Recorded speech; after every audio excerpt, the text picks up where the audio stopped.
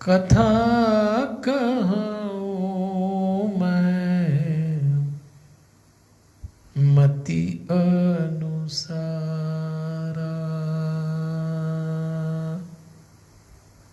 वक्रतुंड महाकाय सूर्यकोटि समप्रभ निर्विघ्नं कुरु मे देव शुभकार्येषु शुभ सर्वदा। गुरुर्ब्रह्मा गुरुर्विष्णु गुरुर्देव महेश्वर गुरुर्साक्षात् परब्रह्म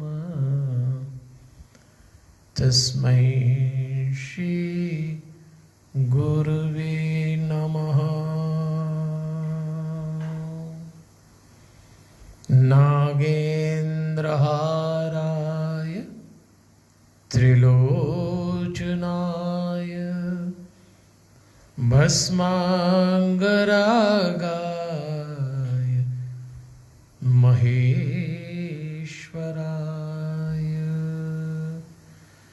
नित्याय शुद्धाय दिगंबराय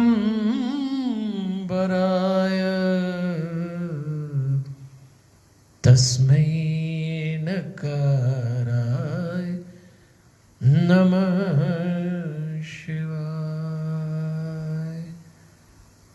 माता च पार्वती देवी पिता देवो महेश्वर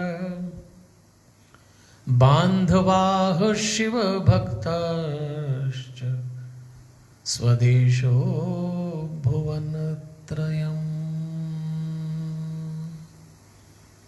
परमपिता परमेश्वर की बड़ी अनुग्रह भरी दृष्टि है और भगवान की असीम अनुकंपा है कि आज हम सब लोग राजाधिराज दाता अवंतिका नाथ महाकाल महाराज की नगरी उज्जैन से और विश्व के पहले हनुमान चालीसा के ध्यान केंद्र शांतम से 5 दिवसीय शिव पुराण की कथा सुन रहे हैं।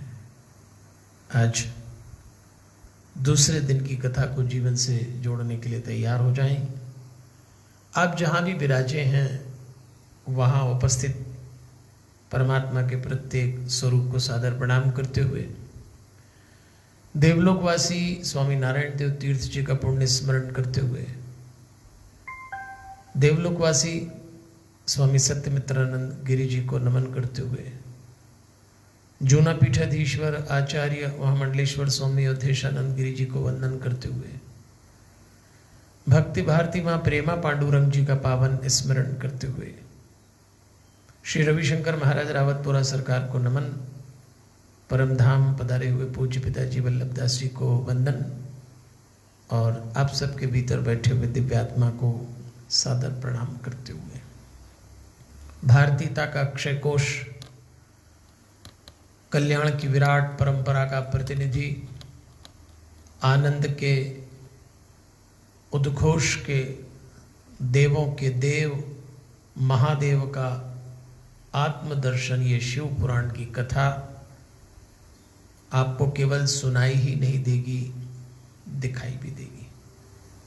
इस कथा के अक्षर व्यंजनाएं, इसके शब्द और उसके अर्थ आपके जीवन में सुगंध भर देंगे।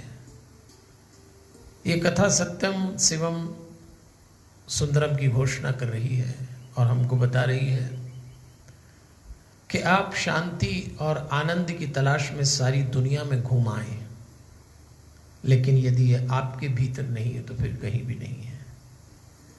इस सत्संग में जिस श्रद्धा से आत्मीयता से आप लोग बैठे श्रवण कर रहे हैं, आपकी उपस्थिति इस बात को घोषित कर रही है कि परमात्मा मनुष्य बनाकर निराश नहीं हुआ है। तो चलिए इन पलों को जीवन से जोड़ते हैं। कथा सुना रहे हैं नैमिषारण्य में 88,000 साधु संत, जिनको शौनकादि ऋषि कहा है, सुत जी। और कल की कथा में आपको याद होगा कि नारद जी जब अशांत हुए तो अपने पिता ब्रह्मा जी से शांति का सूत्र पूछते हैं और ब्रह्मा जी उनको शिव की कथा सुनाते हैं, जो शिव पुराण बन गया। तो 2 वक्ता 2 श्रोता 2 स्तर पे और तीसरे हम लोग हैं।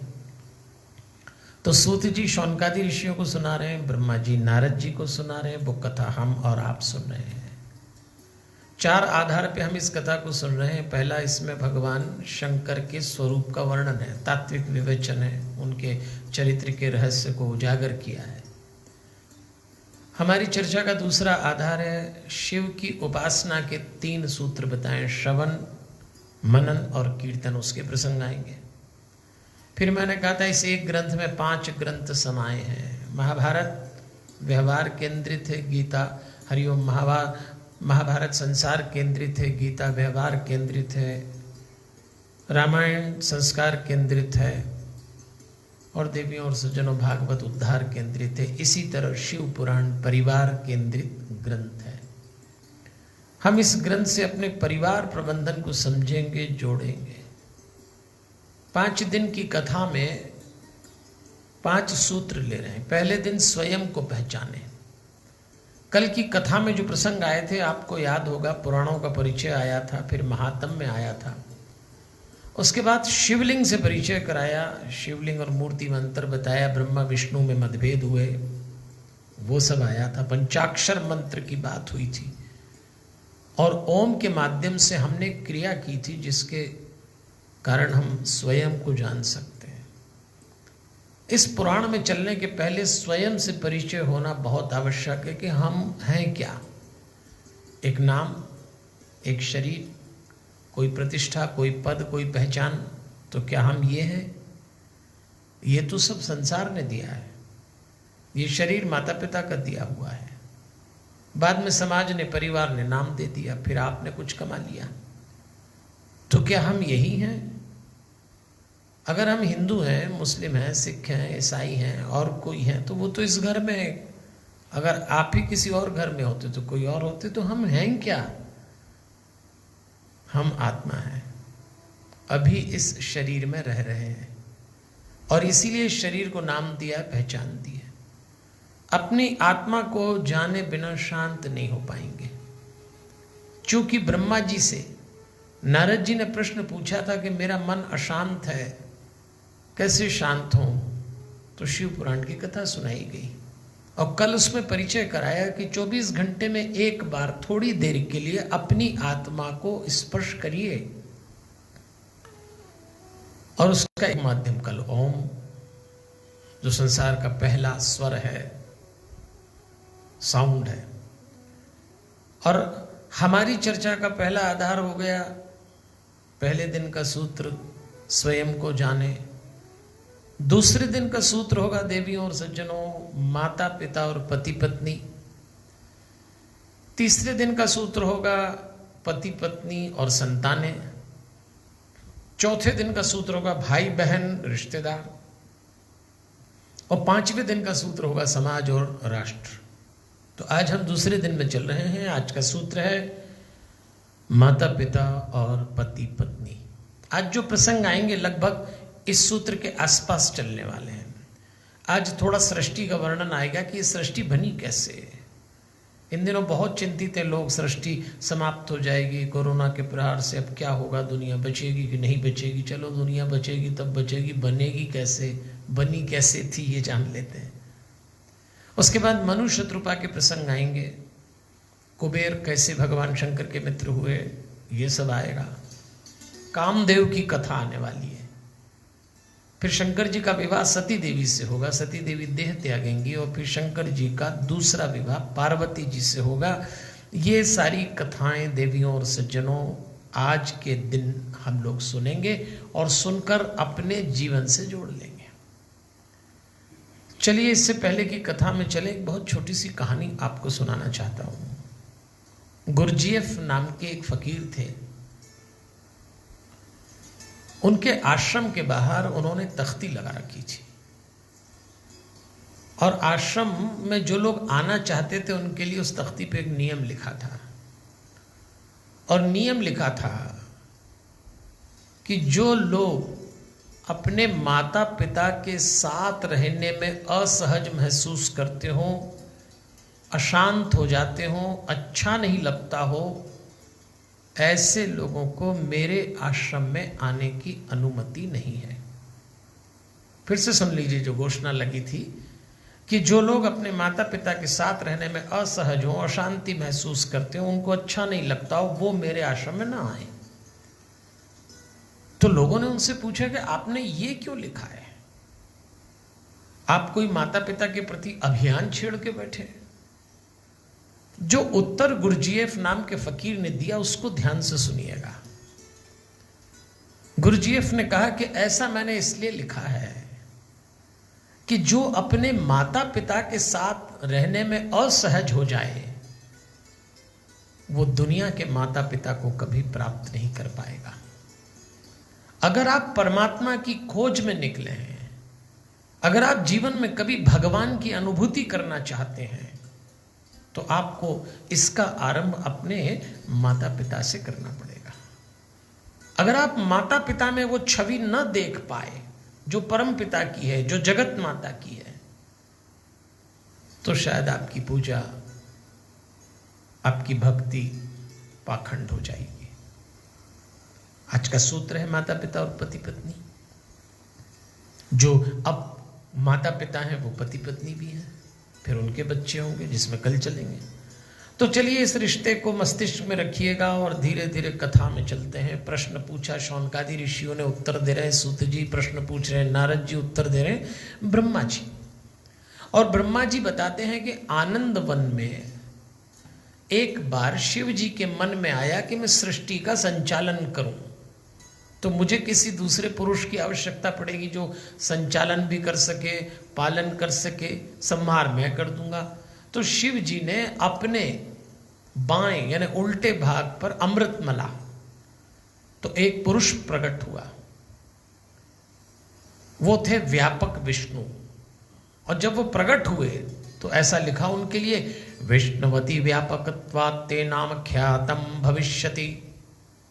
शिव जी ने उनको देख के कहा, व्यापक होने से जगत में तुम्हारा नाम विष्णु होगा, और तुम भक्तों को सुख प्रदान करोगे तो तुम्हारे अनेक नाम होंगे। राम भी वही हुए, कृष्ण भी वही हुए। विष्णु जी ने तपस्या आरंभ की तो उनके अंगों से जल धाराएं निकली, तो उन्होंने जल में शयन किया। जल को नार कहते हैं, और नार में शयन करने के कारण इनका नाम पड़ा नारायण। और उस समय केवल नारायण ही नारायण थे, कोई प्राकृतिक वस्तु नहीं थी, कुछ नहीं थी प्रकृति में। और जब पुरुष शिव जी ने विष्णु जी को अपने बाएं अंग से पैदा किया तो विष्णु जी जागे जल में और इधर उधर देखने लगे, और प्रसन्नता के भाव से, विस्मय के भाव से देखने लगे, और उनको दिखा एक महान तत्व कुछ जैसा कुछ। तो उस विष्णु ने कहा, ये महान तत्व क्या है? लेकिन देखते समय उनकी भंगिमा कैसी थी? सुप्रीतो विस्मयम प्राप्त किम यत् महा इति। एक शब्द आया सुप्रीतो, प्रसन्नता के साथ उस महातत्व को देखा। सृष्टि आरंभ हो रही है, परम तत्व शिव ने विष्णु को पैदा कर दिया है, और विष्णु ने सबसे पहले प्रसन्नता के साथ दर्शन किए उस महातत्व के। प्रसन्न रहना बहुत जरूरी है। हमारे भगवान कहते हैं, देखो प्रकृति का हम आरंभ कर रहे हैं तो प्रसन्नता एक तत्व है। इसलिए मैं बार बार आपको याद दिलाता हूं, भक्त को कभी उदास नहीं होना चाहिए। हम लोग जरा सी बात पे उदास हो जाते हैं। कोरोना आया तो लॉकडाउन हो गया, थोड़े दिन अच्छा लगा, फिर भारी लगा। और अभी मैं कहीं सुनता था कि कुछ प्रदेशों में लॉकडाउन की अवधि ऐसी की ऐसी ही रही है। अब क्या करेंगे? माथा कूटेंगे, खुद का भी और घर वालों का भी। क्या करेंगे? पागल हो जाएंगे। उदास नहीं होना है, उसकी लीला का आनंद लीजिएगा। तो यहां प्रसन्न भाव से उन्होंने देखा, तो वो जो प्रकृति से जो महतत्व बना था, जिसमें 3 गुण थे, 5 तन्मात्राएं थी, 5 भूत थे, ज्ञानेन्द्रियां, कर्मेंद्रियां, ये सब इकट्ठी हुई तो 24 तत्व बने, और उस 24 तत्व को नारायण ने ग्रहण कर लिया। देखिए यहां एक बहुत अच्छी बात आई है, विष्णु जी ने तप किया। तप का क्या अर्थ? जंगल में जाके धुनी रमाना नहीं है, भरी गर्मी में अपने आसपास कंडे रखना है तो महात्माओं का काम है। आपका तप क्या है? हमारा तप क्या है? परिवार प्रबंधन की कथा है। एक गृहस्थ को अपने जीवन में यदि गृहस्थी में तप उतारना है तो तप के रूप को समझिए।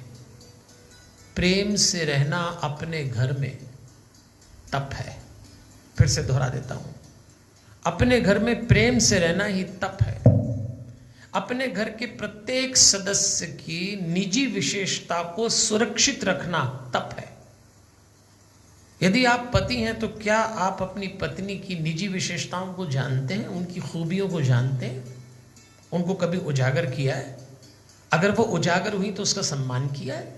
यदि आप पत्नी हैं तो अपने पति की, यदि माता पिता हैं तो अपने बच्चों की, और यदि आप बच्चे हैं तो अपने माता पिता के भीतर की विशेषताओं का मान करिए। आज परिवार में स्वार्थ की वृत्ति बढ़ गई, इसलिए लोग एक दूसरे की विशेषताओं का भी मान नहीं करते। एक दूसरे की योग्यता जलन का विषय बन गई है। परिवार में परमार्थ का अर्थ होता है परिवार के प्रत्येक सदस्य को उसकी योग्यता के अनुसार, उसके पद के अनुसार मान करिए, सम्मान करिए। परिवार का प्रत्येक सदस्य मान और सम्मान पाना चाहिए।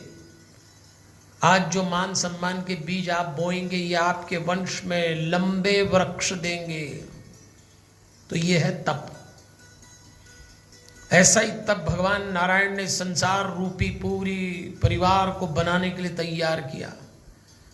उन्हीं नारायण के नाभि से कमल निकला। तब शिव जी ने अपने दाएं भाग से ब्रह्मा जी को पैदा किया, उनको मोहित करके उस कमल नाल में डाल दिया। ब्रह्मा जी नारद को सुना रहे हैं कि मैंने कमल नान को ही अपना पिता मान लिया और ढूंढने लगा मुझे हरिओम किसने उत्पन्न किया। तो मैं शोध कर रहा था, तो मैं कमल के नीचे मूल में चला गया, तो मोहित हो गया। और उसी समय मुझे आकाशवाणी सुनाई दी कि तुम भी तप करो तप करो। तो मैंने भी तप किया, 12 वर्ष तक किया। इधर विष्णु प्रकट हो गए और एक दिन मैं विष्णु के पास गया तो मुझ में और विष्णु में रजोगुण से मुग्ध होने के कारण विवाद हुआ, जिसकी कथा हम कल सुन चुके हैं। उस विवाद को निपटाने के लिए अग्नि महास्तंभ के रूप में शिव जी प्रकट हुए, जो शिवलिंग बन गए। ये सब कथा कल याद आई। कल मंत्र प्रकट हुए थे। हमने कल ओम की ध्वनि के साथ मंत्र का प्रकटीकरण देखा था, कैसे ओम प्रकट हुआ था। शब्द ब्रह्ममय शरीरधारी महेश्वर शिव का दर्शन ओम के रूप में होता है। और मंत्र उच्चारित हुए तो शिव पुराण में ग्रंथकार ने लिखा, एवं शब्दमयम रूपम गुणस्य गुणात्मनः। शब्द जब संसार में आए, जिनको हम बोलते हैं, हम लोग कितना बोलते हैं, पर आपको मालूम है ये शब्द भी बने हैं। ये भगवान की कृति है, इसलिए एक एक शब्द बहुत सोच के बोलिए। हमारे ग्रंथों में लिखा है मीठा बोलिए। शब्दमय रूप है परमात्मा का। तो शरीर से ही वर्णाक्षर पैदा हुए, इसलिए कहा है कभी किसी को अपशब्द न बोलें, अबे तबे की भाषा न बोलें, गाली न दें, निंदा न करें, क्योंकि शब्द भी ब्रह्ममय बनकर प्रकट हुआ, जिसका पहला रूप था ओम। तो अपने घरों में तो परिवार प्रबंधन की बात हो रही, हमारे परिवारों के शब्द कैसे होना चाहिए। आप भाषा से मत जोड़ लीजिएगा केवल। आप हिंदी बोलते हैं, अंग्रेजी बोलते हैं, गुजराती, मराठी, सिंधी, पंजाबी, जो बोलते हैं वो तो भाषा है। शब्द को ब्रह्म मानिए। एक एक शब्द जो आप बोल रहे हैं प्रेम पूर्ण होना चाहिए, तब वो ब्रह्म से जुड़ता है। मीठा बोलिए। देखिए, हम लोग जब बोलते हैं और सुनते हैं तो बोलने सुनने के 5 स्तर होते हैं। जरा ध्यान से सुनिएगा मेरी बात को, क्योंकि शब्द ब्रह्ममय के मंत्रों की बात आ रही है। मंत्र के तो प्राण ही शब्द हैं, शब्दों से तो मंत्र प्रभावी होते हैं। तो क्यों ना आप और हम अपने शब्दों पे ध्यान दें। तो हम पांच स्तर पे बातचीत करते हैं ना, बोलते हैं, और 5 स्तर पे सुनते हैं। पहला स्तर होता है आपने कहा, दूसरे ने सुना, ये पहला स्तर होता है। ये सामान्य स्तर है। हम कुछ बोल रहे हैं, आप कुछ सुन रहे हैं, ये सामान्य स्तर। एक और स्तर होता है शब्दों का, दूसरा, वो होता है बड़बड़ाना। ये बहुत सारे लोगों की आदत होती, बड़बड़ाते ही रहते हैं हमेशा। अच्छा, जिसके लिए बड़बड़ा रहे वो चला गया, फिर भी बड़बड़ा, ये तो है ही ऐसे, कभी सुनते ही नहीं है, तो है ही ऐसे। इसको कहते हैं बड़बड़ाना। बड़बड़ाना में आप ही का कार्यक्रम चल रहा है, सामने वाले ने आपको अवॉइड कर दिया। तीसरा स्तर होता है प्रतिक्रिया। स्वभाव बन जाता है लोगों का, कोई भी शब्द सुना तो उसकी प्रतिक्रिया जरूर दी। ऐसा नहीं कि चुपचाप सुन के बैठ गए। किसी ने आपसे कहा बहुत अच्छे लग रहे हैं, चुप हो जाओ। अच्छे लग रहे हो तो धन्यवाद बोल दो, लेकिन बोलेंगे जरूर। तो क्या पहले अच्छे नहीं लगते थे तो आज अच्छे लग रहे हैं, ऐसा शुरू हो जाते हैं। प्रतिक्रिया करना स्वभाव हो जाता है आदमी का। कभी कभी विनोद में विवाद इसीलिए तो होता है, कोई आपसे विनोद करे, कोई हंसी मजाक करे और आपने प्रत्युत्तर दिया और पता लगा कि विनोद विवाद में बदल गया। चौथा होता है शब्दों का स्तर समझाना। आपको शब्दों से अपने बड़े को, अपने छोटे को समझाना भी पड़ता है। ये तो 4 स्तर सबको दिखते हैं, पर एक बड़ा 5वां स्तर होता है, बड़ा प्यारा होता है, और उसमें शब्द काम नहीं आते, उसमें आंखों से बोलना होता है। और ये अभ्यास आता है मेडिटेशन से। आप जितना ध्यान करेंगे, जितना अधिक योग से जुड़ेंगे, आपको कम शब्दों में अधिक प्रभावशाली ढंग से अपनी बात दूसरों तक पहुंचाने की कला आ जाएगी। शब्दों में बड़ी ताकत होती है। एक भी शब्द दिन भर में व्यर्थ न बोलें। हम अपनी बहुत सारी ऊर्जा जो हमारे दूसरे किसी क्रिएटिव काम में आ सकती हो काम, उसको शब्दों में नष्ट करते हैं। कुछ लोग तो अर्थ अनर्थ कुछ नहीं सोचते, बोले चले जा रहे हैं, बोले। अच्छा, एक ही बात को 4 बार बोलने में तो हम भारतीयों को दक्षता है। अरे एक बार बोल दी ना कोई, बस, लेकिन लगे हुए। आप किसी को मोबाइल पे बातचीत करते सुनिए, इसने मोबाइल ने तो लोगों के शब्द खा लिए, बिल्कुल खा लिए। इतना बोलते हैं, इतना बोलते हैं। शब्द बचाइए। ये निचुड़ जाएंगे तो आपका व्यक्तित्व नीरस हो जाएगा, सूख जाएगा। तो यदि अपने शब्दों में ऊर्जा बचाना हो, शब्दों में प्रभाव लाना हो, गहराई लाना हो, तो ध्यान करिएगा। और जो लोग ध्यान करते हैं उनके नेत्र बोलते हैं। आपको फिर बहुत अधिक बोलने की जरूरत नहीं होती। ये बात मैंने इसलिए बोली कि शब्द ब्रह्म, मंत्र पैदा हुए, मंत्रों की बातचीत हुई, और कितने हुए? सब वाक्य आया। इस संसार में जो पहला महावाक्य आया उसको कहते हैं ओम तत्वमसि। ओम तत्वमसि ये महावाक्य है। फिर 24 अक्षर का गायत्री मंत्र आया। उसके बाद आया महामृत्युंजय मंत्र, ओम त्र्यंबकम यजामहे सुगंधिम पुष्टिवर्धनम उर्वारुकमिव बंधनान मृत्योर्मोक्षैमामृतात्। ये आ गया। फिर पंचाक्षर मंत्र आए जिसकी कल चर्चा की थी, ओम नमः शिवाय। आइए धीरे धीरे आगे चलते हैं। विष्णु जी स्तुति सुनकर, ब्रह्मा जी की स्तुति सुनकर शिव जी ने उन दोनों से कहा कि अब आप दोनों सृष्टि का पालन करो। और चूंकि हमारा कार्य भेद होगा, अलग अलग हम कार्य करेंगे, तो हमारा नाम अलग अलग होगा। संसार एक को शिव कहेगा, रुद्र कहेगा, दूसरे को विष्णु कहेगा, तीसरे को ब्रह्मा कहेगा। शिव जी ने कहा मेरा निष्कल रूप है तो मेरा प्रकट रूप रुद्र है। हम तीनों में कोई भेद नहीं है, पर कार्य के कारण भेद है। और ये जो उमा नाम की प्रकृति देवी हैं, ये मेरे पास होंगी। और ये जो वाग देवी हैं ब्रह्मा जी, मैं इनको आपको सौंप रहा हूं। और ये जो लक्ष्मी देवी हैं विष्णु जी, मैं आपको सौंप रहा हूं। अब हम जो भी काम करेंगे इन शक्तियों के माध्यम से करेंगे। ये त्रिशक्ति हैं। तो त्रिशक्ति तैयार हुई, उमा देवी, सरस्वती देवी, लक्ष्मी देवी। और ये त्रिशक्ति से संसार चलने लगा। ये त्रिदेव को भी अपने निर्णय संसार में चलाने के लिए शक्ति का उपयोग करना पड़ता है। तो ये तीनों माताएं शक्ति हैं, इनके बिना काम नहीं चल सकता। आपने इसीलिए देखा होगा कि अगर शक्ति न हो तो शिव शव हो जाए, ऐसा कहा है। तो शक्ति के कारण इन तीनों में प्रभाव था, और इसीलिए हम शक्ति पूजा करते हैं। मातृशक्ति हमारे यहां शब्द आया है, पितृशक्ति नहीं आया है। इसीलिए इन तीनों देवियों को शक्ति कहा है। हम लोग कहते हैं ना मातृशक्ति का पूजन करो, मातृशक्ति का मान करो, पितृशक्ति नहीं कहते। अच्छा, कई लोग हमसे पूछते हैं स्त्रियां यदि शक्ति है तो फिर पुरुष क्या है? तो ठीक, प्रश्न तो ठीक है। उत्तर यह है कि स्त्रियां यदि शक्ति हैं तो पुरुष सहन शक्ति है। अभी अभी ठीक उत्तर मिल गया आपको। चलिए अब धीरे से आगे बढ़ते हैं। भगवान ने इस तरह से बंटवारा कर दिया कि ब्रह्मा जी आप रचना करेंगे, विष्णु जी आप पालन करेंगे, और उसके बाद संहार का अवसर आएगा, रिक्रिएशन का, तो वो काम मैं करूंगा। और हम तीनों की एक जैसी पूजा होगी, कोई किसी की निंदा नहीं करेगा। शिव जी अंतर्ध्यान हो गए, तब से लिंग पूजा आरंभ हो गई। मंत्र पूर्वक लोग पूजा करने लग गए।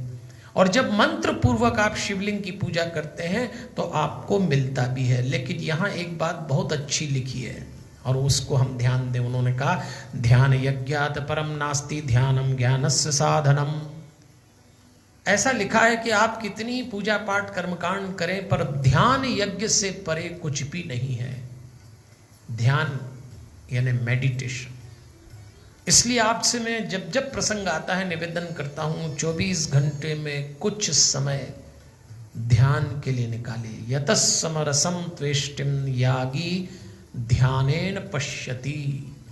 साफ लिखा है योगी ध्यान से ही शांति रस को प्राप्त होता है। समरसम त्विष्टम, शांति रस। अगर आप शांत होना चाहें, आज तो अशांत होने के अवसर बढ़ रहे हैं और बढ़ेंगे। जहां लॉकडाउन नहीं खुलेगा वहां अशांति घर में होगी। जहां लॉकडाउन खुल जाएगा तो बाहर क्या लाल कालीन बिछा के खड़ी होगी शांति, वहां भी अशांति अपने ढंग से होगी। कारोबार नहीं कर पाएंगे, नौकरी में बाधा आएगी तो भी अशांति, करने जाएंगे तो भी अशांति। तो इसलिए लिखा है ध्यान करिएगा, अभ्यास बनाइए। मैं आगे बोलता चलूंगा, शिव पुराण में आगे ध्यान योग मेडिटेशन पे बहुत आएगा। अभी हम आगे आगे चलते हैं। पर फिर भी कई लोग पूछते हैं मेडिटेशन होता क्या है। देखिए, जब आप ध्यान करते हैं तो उसका एक परिणाम मिलता है। वासनाओं के अभाव का नाम ध्यान है। वासनाओं के अभाव का नाम। आप बताइए, हमको अशांत कौन करता है? हमारी वासनाएं हमारे भीतर। अच्छा, वासनाएं क्या होती हैं तो वो भी सुन लें।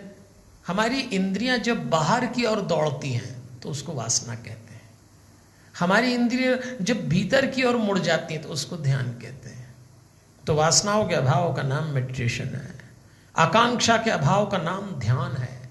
संसार की दौड़ में से थोड़ी सी मुक्ति निकालने का नाम ध्यान है। मैं तृप्त हूं, इस घोषणा का नाम ध्यान है। मैं जहां हूं वहीं मंजिल बन जाएगी मेरी, इस आत्मविश्वास का नाम ध्यान है। भीतर उतर के अपने ही स्वर्ग की खोज करना, इसका नाम ध्यान है। और सबसे सरल बात है, विचार शून्य सांस लेने का नाम ध्यान है। इतना करिए। बार बार शिव पुराण अब हमको समझा रहा है, ये करना पड़ेगा, ये करना पड़ेगा। फिर शिव जी शिव पुराण में ब्रह्मा जी नारद को, सूत जी शौनकादि ऋषियों को कह रहे हैं, एक गृहस्थ को अपने घर में पंचदेव पूजन करना चाहिए। बड़ा अच्छा संकेत आया है। आप सब घर गृहस्थी लेके बैठे हैं, इसलिए मैं आपसे निवेदन करना चाहूंगा देवियों और सज्जनों, अपनी गृहस्थी में कई लोग हमसे पूछते भी हैं, पंडित जी पूजा पाठ का कोई सरल विधान बता दो। तो अपने घर में पंचदेव की पूजन होना चाहिए। पंचदेव है ना, गणेश जी जल के देवता हैं, दुर्गा जी अग्नि की देवता है, विष्णु जी आकाश के देवता हैं, सूर्य जो हैं वो वायु के देवता हैं, शिव पृथ्वी के देवता हैं। ये 5 देव हैं और पंच तत्व हैं। पंच तत्व से प्रकृति बनती है और ये प्रकृति पुरुष है। तो परमात्मा के ये 5 स्वरूप अपने घर में चित्रों के रूप में रखें, मूर्ति के रूप में रखें और फिर इनकी पूजा करिएगा देवियों और सज्जनों। और शिव को लिंग के रूप में पूजें। और आपके घर में शिवलिंग के कई प्रकार बताए थे। यदि आप अपने घर में छोटा सा शिवलिंग रख लें, उसकी भी पूजा करें, और ना हो तो यूं भी शिव को स्मरण करके जल छोड़ें। पर छोटा सा शिवलिंग यदि आपके घर हो और शिवलिंग पे जल चढ़ाएं, और अगर कोई प्राण प्रतिष्ठित शिवलिंग जल चढ़ाने के लिए मिल जाए तो इससे तो अच्छा और क्या हो सकता है। भीतर की बेचैनी, भीतर की जलन कम करने के लिए शिवलिंग पे जल जलाना चाहिए। बुद्धि को तेज दौड़ाना हो, स्मरण शक्ति को मजबूत करना हो, लैक ऑफ कंसंट्रेशन की प्रॉब्लम सॉल्व करना हो, तो भगवान पर दूध चढ़ाना चाहिए।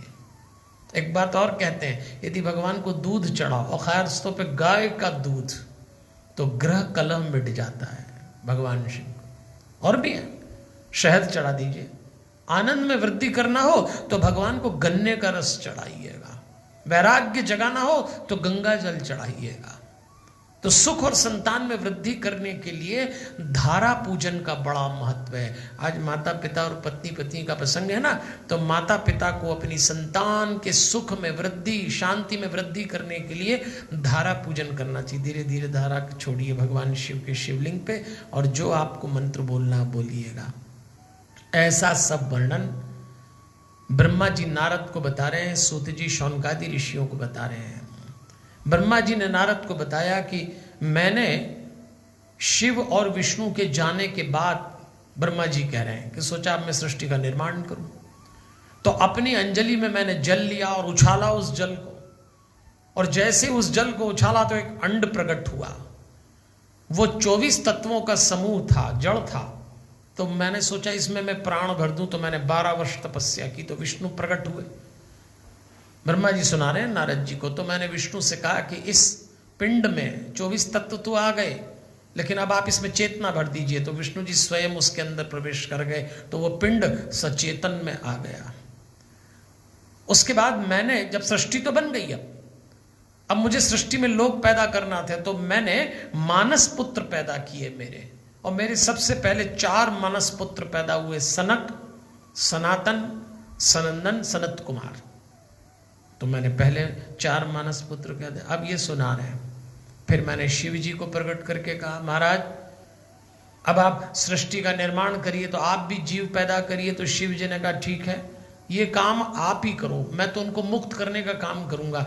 तो मैंने संसार में फिर विचार किया, तो मैंने मनस सृष्टि बनाई, ब्रह्मा जी कहते हैं। तो मैंने मरीचि, भृगु, अंगिरा, पुलह, पुलस्त, वशिष्ठ, क्रतु, अत्रि, दक्ष और नारद, तुम्हें, कर्दम, धर्म, इन सबको उत्पन्न किया। ये भगवान की मनस सृष्टि है। इन्हीं की मनस सृष्टि से संसार आगे चलता रहा। और एक दिन विष्णु जी ने ब्रह्मा जी से कहा कि कब तक इस मनस सृष्टि को बनाओगे? अब मैथुनी सृष्टि का निर्माण करो। मैथुनी सृष्टि का अर्थ होता है स्त्री पुरुष के देह के मिलन से संतान का जन्म होना। तो ब्रह्मा जी ने नेत्र बंद किए और ब्रह्मा जी के दाएं हिस्से से मनु, एक पुरुष पैदा हुए जिनका नाम मनु रखा। बाएं हिस्से से एक स्त्री पैदा हुई जिनका नाम शत्रुपा रखा। और इन मनु शत्रुपा के यहां 3 कन्याएं और 2 पुत्र पैदा हुए। तो इस सृष्टि, ये मैथुनी सृष्टि जो है, इसके जो पहले माता पिता, आज का विषय माता पिता है, इसके पहले माता पिता मनु और शत्रुपा हैं। हमारे भी पहले माता पिता वो ही हैं। उनके बच्चे हुए, 3 बेटियां 2 बेटे, उनकी संतान, भागवत में इसकी विस्तार से कथा है, हम सुन चुके हैं। और उनकी संतान होते होते होते होते हम लोग हो गए, आज यहाँ आ गए। तो आज हम मनु शत्रुपा के माध्यम से अपने पितरों को स्मरण कर रहे हैं। आप जो कथा सुन रहे हैं शिव पुराण की, आपके माध्यम से आपके पितर भी सुन रहे हैं।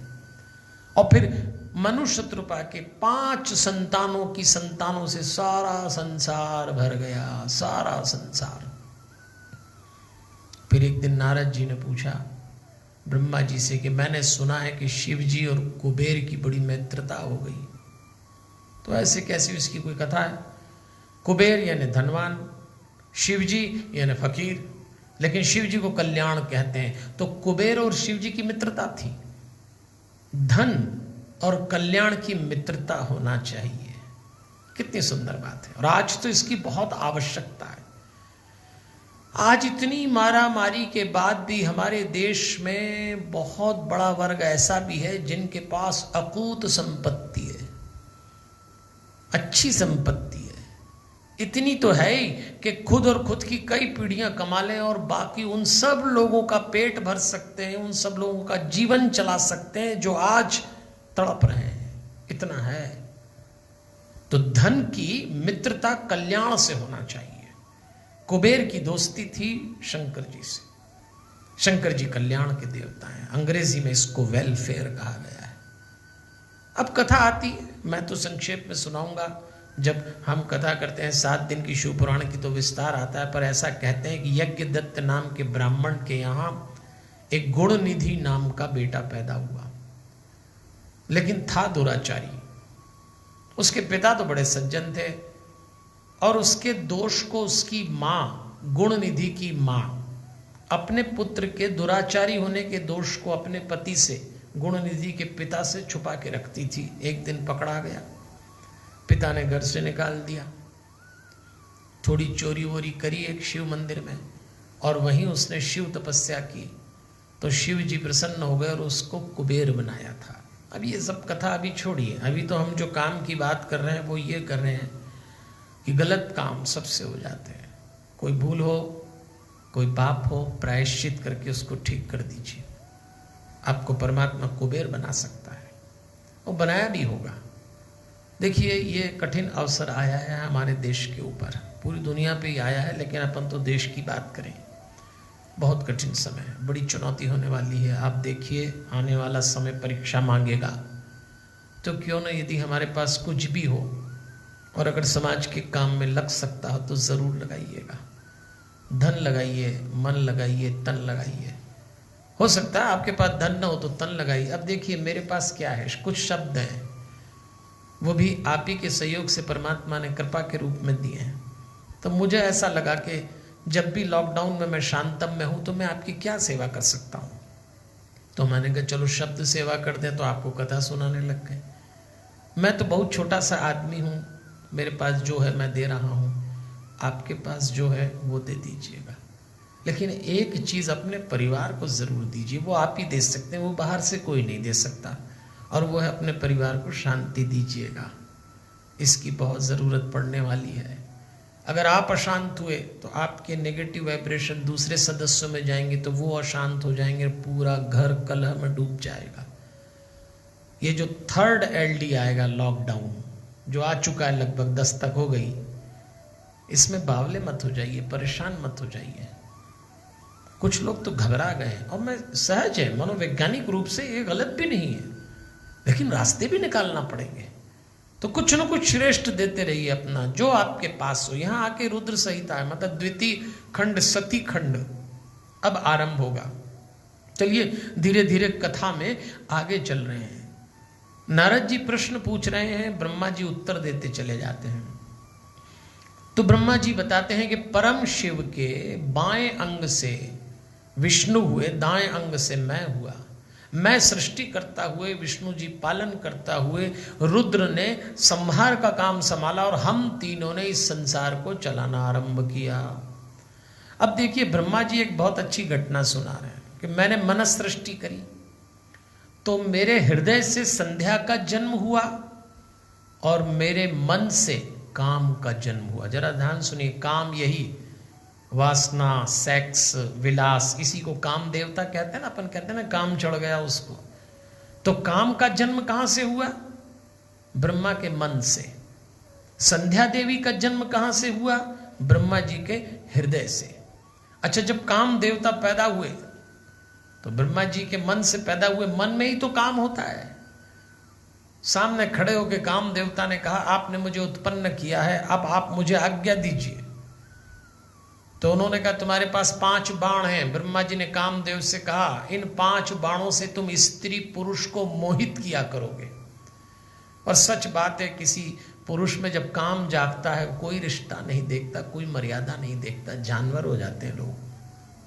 स्त्री में काम जाग जाए, मर्यादा टूट जाती है। लेकिन आज्ञा ही ब्रह्मा जी ने दी कि तुम स्त्री पुरुष को मोहित करोगे। तो 5 बाण हैं उसके पास, रोचन, हर्षण, मोहन, शोषण और मारण। ये कामदेव के बाण हैं। रोचन, हर्षण, इसकी व्याख्या अलग है, लेकिन अपने काम की बात सिर्फ ये है कि जरा कामदेव की घटना सुन के अपने आप को बचाना। कामदेव ने कहा, ब्रह्मा जी ने आज्ञा तो दे दी है कि मैं स्त्री पुरुष को मोहित करूं, तो क्यों ना ट्रायल कर लेता हूं। तो ये सबसे पहले ब्रह्मा जी पे ही करता हूं, बाकी इन देवताओं पे करता हूं कि जो इन्होंने घोषणा की है वो योग्यता मुझ में है कि नहीं है। तो बस कामदेव ने अपने धनुष बाण को चूड़ी बना के जो बाण छोड़ा, तो सबसे पहले ब्रह्मा जी को ही लगा। तो ब्रह्मा जी काम पीड़ित हो गए, देवता काम पीड़ित हो गए, और अपनी पुत्री समान संध्या पे ही आकर्षित हो गए। ब्रह्मा जी ऐसे सबके सब काम पीड़ित हो गए, आचरण से गिरने लगे, चरित्र बचा नहीं, सब बावले होके। ब्रह्मा जी देवताओं के लेके शंकर जी के पास गए कि इस काम ने ऐसा प्रभाव डाला कि हमारी मर्यादा चली गई, मैंने अपनी कन्या पे कुदृष्टि डाल दी। ब्रह्मा जी को पसीना आ गया, वो पसीने का जल धरती पे गिरा तो पितृगण पैदा हो गए। दक्ष का जल गिरा तो रति देवी पैदा हुई, रति को कामदेव की पत्नी बना दिया। शिव जी ने जब कामदेव को डराया तो डर के मारे कामदेव ने अपने बाण खींचे तो सब कुछ सामान्य हो गया। ब्रह्मा जी को गुस्सा आई, उसने कहा, क्यों रे मूर्ख, हमने तुझे पैदा किया, तुमने हम ही को काम पीड़ित कर दिया है। जा, तुझे मैं शाप देता हूं, एक दिन तू शिव के नेत्र से जल जाएगा। कामदेव ने कहा, मेरा क्या दोष, आपने जिस काम के लिए मुझे पैदा किया तो मैंने सोचा आप ही पे आजमा के देख लूं। अरे बोले, हम पे थोड़ी आजमाना था, स्त्री पुरुषों पे आजमाना। और सच बात है, देखिए, अपने हृदय से जगाया हुआ, अपने मन से जगाया हुआ काम अपने को ही जला देता है। इसलिए ध्यान रखिएगा, ब्रह्मा जी के मन से काम का जन्म हुआ। आज भी काम जागता है तो देह में बाद में उतरता है, पहले मन में जागता है। स्त्री पुरुष के देह को स्पर्श करती है, अनजाने अप्रत्यक्ष रूप से पुरुष स्त्री के देह को स्पर्श कर ले तो वो कोई काम थोड़ी जागता है। ये तो टकरा गए, मिल गए, हाथ जोड़ लिए, मिल गए, बैठ गए। लेकिन जैसी मन में काम जागा, बस फिर देह के अंतर बदलने लगते हैं। देह ईमानदार है। आप यात्रा कर रहे हो, आपके पास कोई स्त्री बैठ जाए, आपके पास कोई पुरुष बैठ जाए, तो आपको कोई फर्क नहीं पड़ता, बैठे, देह से देह टकरा रही, कोई दिक्कत नहीं। लेकिन जैसे ही मन सक्रिय हुआ और मन में काम जागा, काम का स्थान ही वो है, बस फिर देह के मतलब बदलने लगते हैं। काम से सावधान रहिएगा। और ये जो इन दिनों इंटरनेट और जमाने भर की साइट आई है, इसने तो काम की ऊर्जा को सैलाब बना दिया, तूफान बना दिया है। काम की ऊर्जा जब मनुष्य के भीतर जागती है तो सारे संकल्प धरे रह जाते हैं। दुर्गुणों का अंधेरा ऐसा छा जाता है, कोई प्रकाश काम नहीं आता। कोई तलवार इस अंधकार को नहीं मिटा सकती जो काम पैदा करता है। काम एक ही जगह नियंत्रित होगा, मन पे काम करने से, और मन को नियंत्रित करने का नाम ध्यान है। आप लाख पूजा कर लें, लाख संकल्प कर लें, लाख कर्मकांड कर लें, लेकिन हटेंगे और काम जागेगा तो अच्छे अच्छे तपस्वी गए। इसलिए थोड़ा मन को नियंत्रित करना हो तो ध्यान करना पड़ेगा। बस कामदेव तो सामान्य हो गए, ब्रह्मा जी सामान्य हो गए, पर ब्रह्मा जी के हृदय से जो कन्या पैदा हुई थी उसका नाम था संध्या। संध्या बड़ी विचलित हो गई। संध्या ने कहा मेरे मन में भी काम जाग गया। तो प्रायश्चित स्वरूप संध्या ने तपस्या की और तपस्या करके शिव जी को प्रसन्न किया। शिव जी ने पूछा क्या बात है, क्या चाहती? बोले जिसे देख के मुनियों का चित्त चलायमान हो गया, मैं भी एक बार भ्रष्ट हो गई, तो मैं शंकर जी आपसे वरदान मांगना चाहती हूँ। शंकर जी ने कहा बोल क्या वर मांगती है? देखिए संध्या ने जो वर मांगा, मानवता आज भी संध्या के उस वर से उपकृत है। अगर संध्या ने उस दिन शंकर जी से ये वर न मांगा होता तो हम और आप जीवन जीने के लायक नहीं रहते। संध्या ने शंकर जी से कहा मेरे मन में काम जाग गया तो मैं आपसे एक वर चाहती हूं। मनुष्य की 4 अवस्थाएं होती हैं, शैशव यानी बाल्यावस्था, कौमार्य अवस्था टीनेज, युवा अवस्था यूथ, और वृद्धा अवस्था ओल्ड एज, 4 होती ना। संध्या ने कहा आपसे मैं वरदान मांगना चाहती हूं कि काम का प्रताप, काम का प्रभाव बाद की 2 अवस्था में हो, आरंभ की 2 अवस्था में ना हो। भगवान शंकर ने कहा बिल्कुल ठीक, इसीलिए बालक और कौमार्य अवस्था में काम नहीं जागता। पर शंकर जी ने थोड़ा सा एक संशोधन कर दिया, सकामस्य द्वितीयांतो भविष्य क्वचित क्वचित। उन्होंने कहा कभी कभी किसी किसी को दूसरी अवस्था में भी काम जाग जाएगा। देखो जाग गया, लेकिन बालक को काम नहीं होता। थोड़ा विचार करिए, जो बच्चे होते हैं उनको क्रोध होता है, बच्चों को गुस्सा ऐसी आती चीज फोड़ देंगे। बच्चों को लोभ होता है, मेरा खिलौना, मेरे माता पिता। तो बच्चों को क्रोध है, बच्चों को लोभ है, बच्चों को अहंकार भी है, मेरी गाड़ी, मेरा सब कुछ।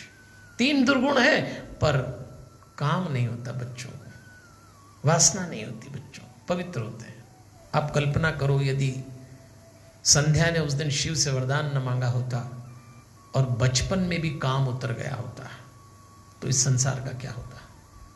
लेकिन शिव जी ने कहा कभी कभी दूसरी अवस्था में काम जा, तो आज जाग गया।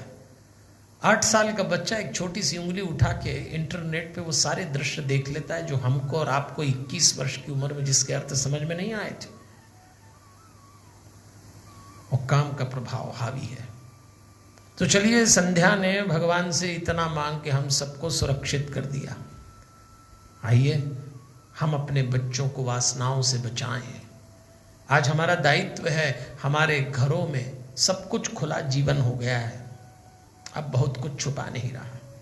जो मर्यादाएं पहले हमारे समय होती थी, पहले के माता पिता ने जब अपने बच्चों का लालन पालन किया होगा तो एक मर्यादा थी, वो मर्यादा धीरे धीरे धीरे धीरे अब खत्म होती जा रही है। तो इन बच्चों को इस काम के प्रभाव से बचाना हमारा दायित्व है। आज शिव पुराण इस पे इशारा कर रहा है। आप कैसे बचाएंगे? हाथ से मोबाइल तो नहीं छीन सकते आप, उनका नेट चलाना बंद नहीं कर सकते आप, उनको टीवी देखना बंद नहीं कर सकते आप। घर के बाहर निकलेंगे तो जो दुनिया बाहर की है, ओहो, उसमें तो जो चल रहा है आप सोच भी नहीं सकते। वासनाओं की बारिश हो रही तो क्या करेंगे? लड़ाई करेंगे। बुद्धिमान आदमी को चाहिए कि अगर वर्षा तेज हो रही हो तो वर्षा से झगड़ा न करें, छाता लगा लें। अपने बच्चों को संस्कार की, मूल्यों की, परंपराओं की और अपने रिश्तों की एक छतरी दीजिए, तो वो वासनाओं की उस बारिश में संस्कार की, रिश्तों की छतरी से अपने आप को बचा के ले जाएंगे। आइए, प्रसंग आगे चल रहा है। ब्रह्मा जी नारद को सुना रहे हैं कि मैं बहुत परेशान हो गया काम के प्रभाव के कारण, और जब मैंने काम की शिकायत की तो शंकर जी ने मेरा परिहास किया था। तो मैं सोचता रहा कि किसी तरह काम एक बार शंकर जी को भी परिहास करे, किसी तरह शिव स्त्री का ग्रहण कर लें, क्योंकि उन्होंने मेरा परिहास किया था। तो कामदेव को भेजा, लेकिन कामदेव ने कहा मैं उनका कुछ नहीं कर पा रहा हूं। तब विष्णु जी ने ब्रह्मा जी से कहा, देखो इस तरह से शिव जी के मन में काम नहीं जगा सकते, लेकिन हम लोग चाहते हैं शिव जी विवाह कर ले, क्योंकि शिव जी विवाह करेंगे तो बहुत सारे प्रसंग आगे चलेंगे। क्योंकि शिव जी ने मुझे लक्ष्मी दी, आपको वाग देवी दी, अब उनको भी देवी मिलना चाहिए, सती देवी अब उनके जीवन में आए, इसलिए हम उनसे निवेदन करें, काम से उनको भ्रष्ट न करें, परेशान न करें। और अब सती देवी उनके जीवन में आने वाली है, तो दक्ष की बेटी बन के आएंगी। तो दक्ष राज ने भी तपस्या की, ब्रह्मा जी ने दक्ष को आज्ञा दी कि तुम तपस्या करो तो देवी तुम्हारे घर पुत्री बन के आएंगी, और वही पुत्री शिव जी को सौंप दी जाएंगी।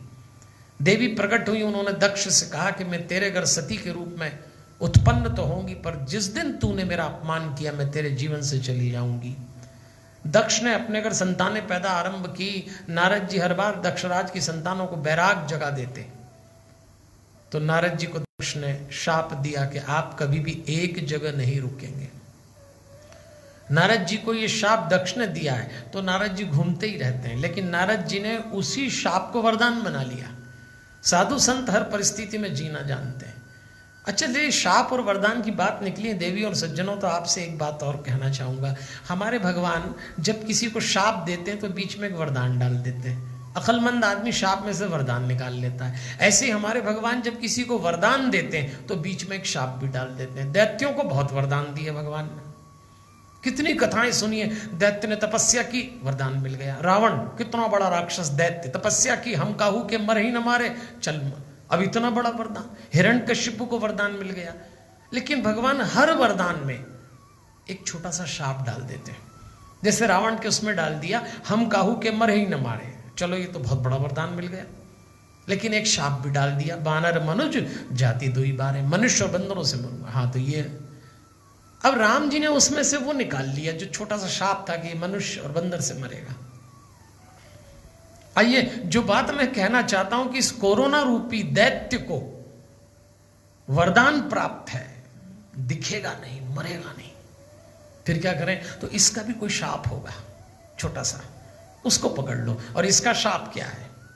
वही इसका तोड़ है, सोशल डिस्टेंसिंग, लॉकडाउन, स्वच्छता, सतर्कता, समय आने पे क्वारंटाइन होना, देसी उपचार, प्रकृति उपचार करिए और अपने शरीर की प्रतिरोधक क्षमता को बढ़ाइए। यही उसको जो वरदान मिला उसमें उसका शाप है, और उसका शाप हमारे लिए वरदान बन जाएगा, ऐसा मेरा आपसे आग्रह है। तो जिनके जीवन में LD3 आ रहा है, लॉकडाउन 3 आ रहा है, निराश न होना, ये भी भगवान हमारी परीक्षा ले रहे होंगे। बस सती जी का विवाह होता है शंकर जी से। शिव जी को पाने के लिए सती जी ने तप किया था, विवाह हुआ, भगवान शंकर और सती जी का दाम्पत्य आरंभ होता है। देखिए देवियों और सज्जनों, अब हमने बात की थी ना, माता पिता पति पत्नी बनने जा रहे हैं। माता पिता तो आदमी बनता ही तब है जब वो पति पत्नी होता है, लेकिन हमने माता पिता के रूप में ब्रह्मा, विष्णु, शिव जी, इन सब की कथा सुनी। पर अब शिव और पार्वती के पहले शिव और सती पति पत्नी बनने जा रहे हैं। और हम लोग एक बात ध्यान रखिए, हमारे कृत्य बदल जाते हैं पर हम नहीं बदलते। हम पति पत्नी होते हैं, उसके बाद हम माता पिता बनते हैं, उसके बाद फिर हमारे बच्चे होते हैं। इस क्रम में हम अपनी भूमिकाओं को नहीं बदलते। जैसे पति पत्नी होते हैं तो लड़ते झगड़ते रहते हैं, फिर माता पिता बन गए तब भी लड़ते झगड़ते रहते हैं, और उसका परिणाम बच्चे चुकाते हैं। आज मैं आपसे ये इसलिए कह रहा हूं कि आज का विषय माता पिता और पति पत्नी है। क्या दायित्व है हमारा? जरा विचार करिए। शिव पुराण में आर्ट ऑफ पेरेंटिंग के भी छोटे छोटे संकेत आए हैं। एक बहुत प्यारा सा संकेत आएगा देवियों और सज्जनों, पर अब मैं आज इसकी बात नहीं करूंगा क्योंकि समय की सीमा है। पर मैं जो आपसे आग्रह करना चाहूँगा वो आग्रह ये करना चाहूँगा कि सती जी और शिव जी के जीवन में जो घटना घटी वो हमारे जीवन में न घट जाए। सती जी ने विवाह के पश्चात अपने पति से कहा, अरे पशु पक्ष भी अपना ठिकाना बनाते हैं, आप कोई तो घर बनाओ, भले काशी में बनाओ, कैलाश में बनाओ। विवाह हुआ क्योंकि शिव जी तो मस्ती से अकेले रहते थे, न कोई छप्पर न कोई छत, आनंद चलता था। लेकिन अब स्त्री आई है तो स्त्री की तो पहली मांग है, हरिओम घर चाहिए। भाई घर बनाना और घर बसाना दो अलग अलग बातें हैं। आज सती जी दोनों बातें समझा रही हैं, आपको ऐसा करना पड़ेगा। अब आप घर बसाएंगे, और सच बात है, देखिए घर बनाना आसान है, घर बनाने में धन लगता है, घर बनाने में संबंध लगते हैं, और आप एक घर बना लेते हैं ईंट गारे का, कोई का बड़ा होगा कोई का छोटा होगा, लेकिन घर बसाने में झुकना पड़ता है, घर बसाने में अपने अहंकार को गिराने की ताकत लगती है, घर बसाने में अपने अकड़ को खत्म करना पड़ता है। देखिए जैसे सोना गल के आभूषण बनता है, ऐसे अकल आपकी अकल आपकी अकड़ जब गल जाए तो फिर रिश्ते बनते हैं। हाँ, रिश्ते ऐसे नहीं बनते। रिश्ते यदि आभूषण की तरफ बनाना है तो आपको अपनी अकड़ को गलाना पड़ेगी। इसलिए रिश्तों में बहुत ज़्यादा एनालिसिस करने की आदत यदि आपकी हो तो छोड़ दो कि उसने ये कहा मैं ये कर दूंगा, मैं ये कर दूंगी। छोड़िए, एक बार रिश्ता बन गया तो ज़्यादा दिमाग मत लगाओ, बस कैसे निभाते हैं चलने दो। इसलिए मैं तो कहता हूँ रिश्तों में कुछ बातें होती रहती हैं और होने देना चाहिए। हाँ, कभी आपका अपमान हो जाएगा, कभी प्रेम हो जाएगा, तो ये तो चलता रहेगा। और ये आदत यदि रिश्ते निभाने की आपको पैदा करना है तो एक भक्त से सीखो। अच्छा देखिए, जो ईमानदार भक्त होता है वो जब भगवान की पूजा करता है और उसको कुछ मिल जाता है तो कहता है भगवान ने दिया, नहीं मिलता तो कहता है भगवान की इच्छा। तो रिश्ते भी भगवान की इच्छा है। आपके जीवन में जो पति है, जो पत्नी है, जो बच्चे हैं, जो भाई हैं, वो और कोई रिश्तेदार हैं, सब इसको भगवान का प्रसाद मान के, भगवान की लीला मान के, भगवान की कृपा मान के सीखिएगा। लेकिन आज रिश्ते निभाने में लोग मर्यादा नहीं रख पाते। इसीलिए आप देखिए जब पति पत्नी के रिश्ते बनते हैं तो पुरुष आवेश में जीता है जो पति होता है, और पत्नी उदासी में जीती है। किसी स्त्री की पत्नी के रूप में जो उदासी होती है वो उसका अव्यक्त क्रोध होता है। मैं आज लंबे समय से कई घरों में नहीं जा रहा, पर फ़ोन से मेरी कई घरों में बातचीत होती है, और मोटे तौर पे लोग जो मुझसे आजकल पर्सनल काउंसलिंग करा रहे हैं या जो मुझसे बातचीत कर रहे हैं उसमें उनका इशारा ये होता है कि ये आजकल बहुत गुस्सा करने लग गए हैं। वो उनसे भाई साहब से पूछो भाई क्या बात है, अरे ये भी बहुत उदास रहती है, इसका तो मूड ही खराब रहता है। ये भारत के घरों की परंपरा हो गई है। माताएं बहनें उदास हैं, पुरुष चिल्ला रहे हैं, आवेश में हैं। ये गृहस्थी ठीक है क्या? हमारे घर में ठाकुरवाड़ी है, हम 2 वक्त दिया बित्ती कर रहे हैं और इस तरह का आचरण कर रहे हैं, ये तो शोभा नहीं देता।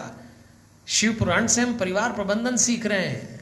इसलिए अपने घरों में कुछ नियम बना लीजिए, अपने घरों में कुछ ऐसे कायदे बना लीजिए। अभी इसकी जरूरत पड़ेगी, तो इसीलिए आप सुन रहे हैं। और चलिए कथा आगे आती है, इसका विस्तार मैं आपको राम कथा में सुना चुका हूँ कि राम कथा सुनते समय सती जी ने कथा नहीं सुनी, राम जी पे संदेह किया। घटना ये घटी कि उन्होंने देह त्याग दिया।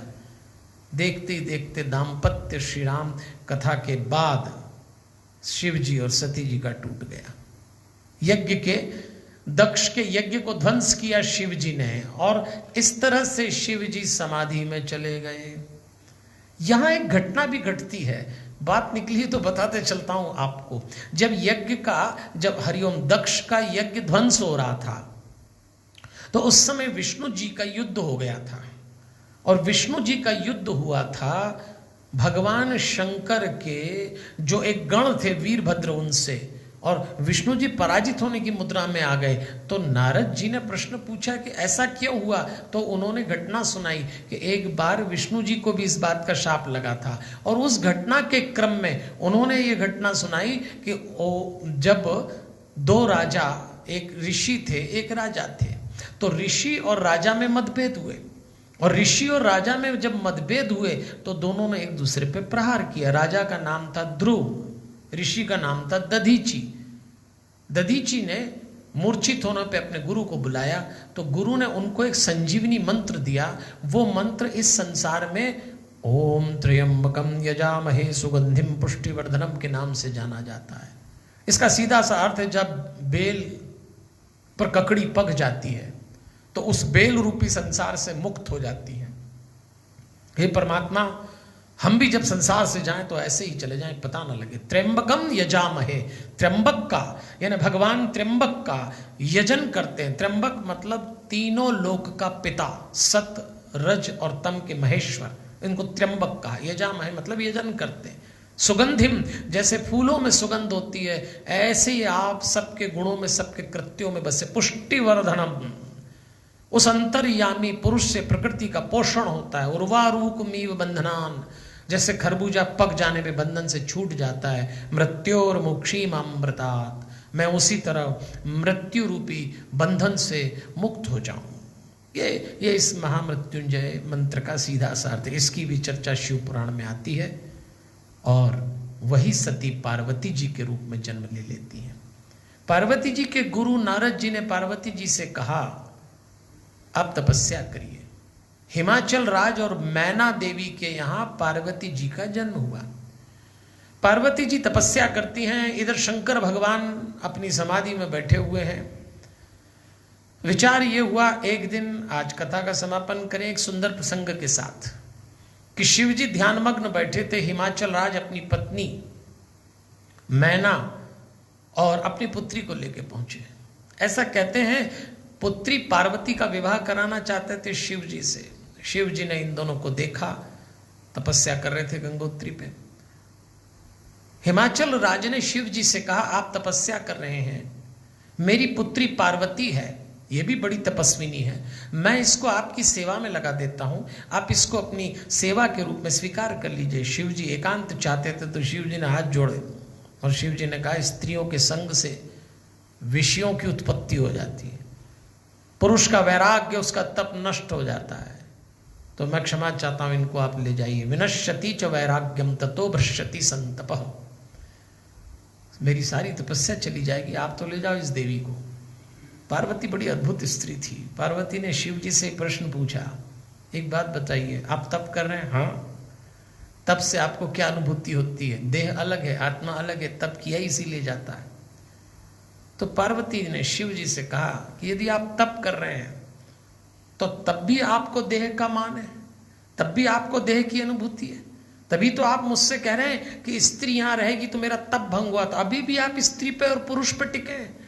अगर आप आत्मा पे टिक गए और आपको देह का भान चला गया तो पार्वती क्या स्त्री और क्या पुरुष, ये भान आपको कैसे रहेगा? अरे शंकर जी ने बोला ये तो मुझसे भी बड़ी विद्वान निकल आई। और सचमुच पार्वती जी ऐसी ही थी। शंकर जी ने कहा स्थायी तो नहीं रह सकते, आवागमन चलता रहेगा।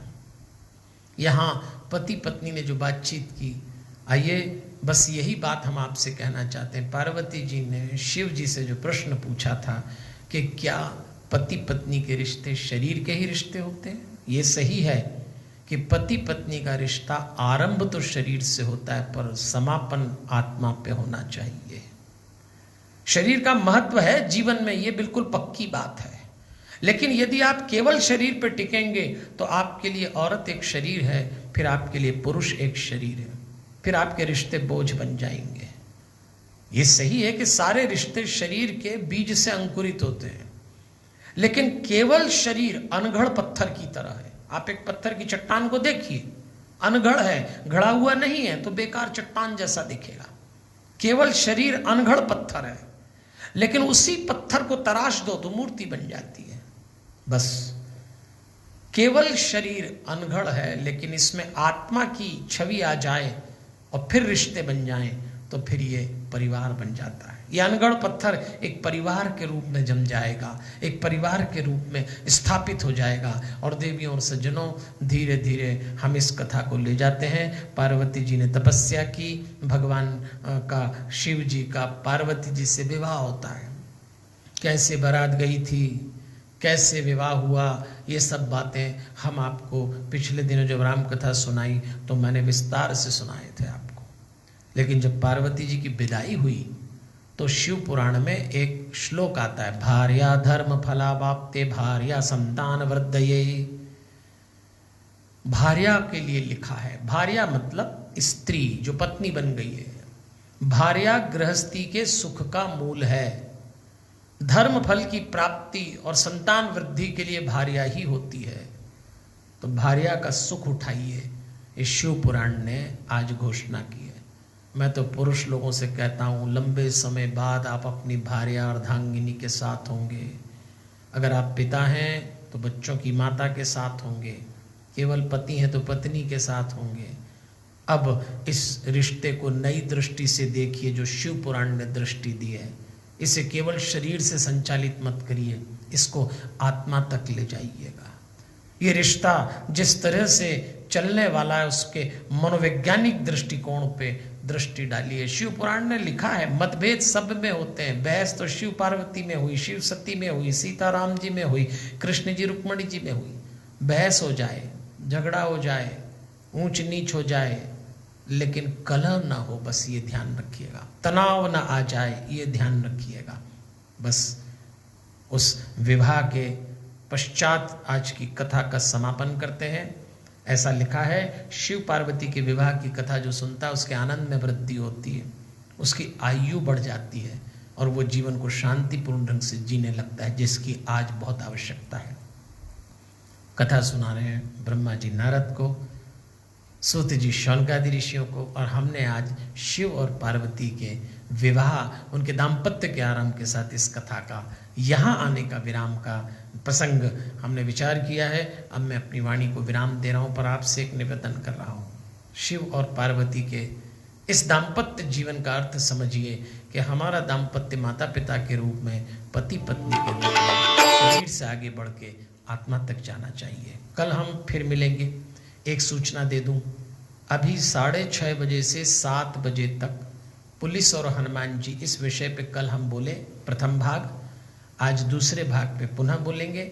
अभी आप मुझे आज्ञा दीजिए, और मैं और आप जब विदा हों तो आप अपने घर में पहला काम ये करिएगा, एक दूसरे को देख के शरीर से आगे निकल के आत्मा पर टिक कर ज़रा मुस्कुराइएगा, फिर यहाँ से जाइएगा।